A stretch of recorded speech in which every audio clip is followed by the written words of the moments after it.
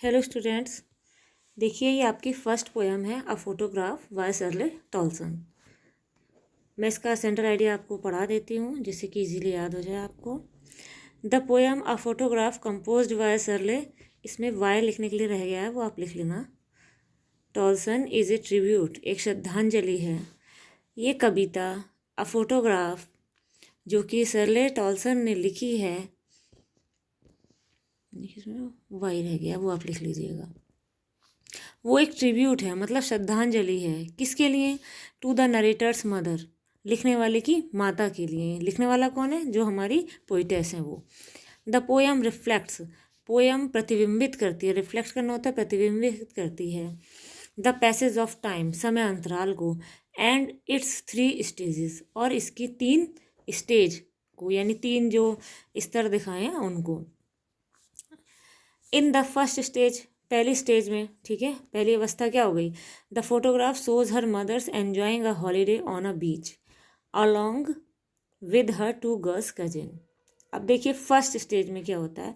Photograph उसकी माँ को एक छुट्टी पर अपनी 2 बहनों के साथ में बीच पर, बीच आप जानते ही हैं, एंजॉय करते हुए बताता है। She was 12 years old at the time, उस समय वो 12 वर्ष की थी। द सेकेंड स्टेज, और जो दूसरी अवस्था है, सोच दिखाती है 20 और 30 ईयर्स लेटर, 20 और 30 साल बाद। यानी अब बाद में वो फोटोग्राफ हो गया, उस फोटोग्राफ में, भाई फोटोग्राफ जब बना था, तो जब बना था तब भी किसी ने देखा होगा, यानी कि उसकी माँ ने वो देखा था, और उसमें वो देख रही थी कि ये मेरी सिस्टर हैं और ये बीच में मैं खड़ी हूँ। ठीक, डिटेलली मैंने आपको पहले पढ़ा रखा है, और भूल गए हो तो वो वीडियो दोबारा देख लेना। तो क्या था, अब क्या 20-30 साल बाद भी भाई फोटोग्राफ तो वही रहेगा, तो वो उसको देख रही हैं, और साथ में जो बच्ची है, कौन बच्ची? जो हमारी पोइटेस है, ठीक है, कवित्री हैं, वो वहाँ पर खड़ी हुई हैं, ठीक है।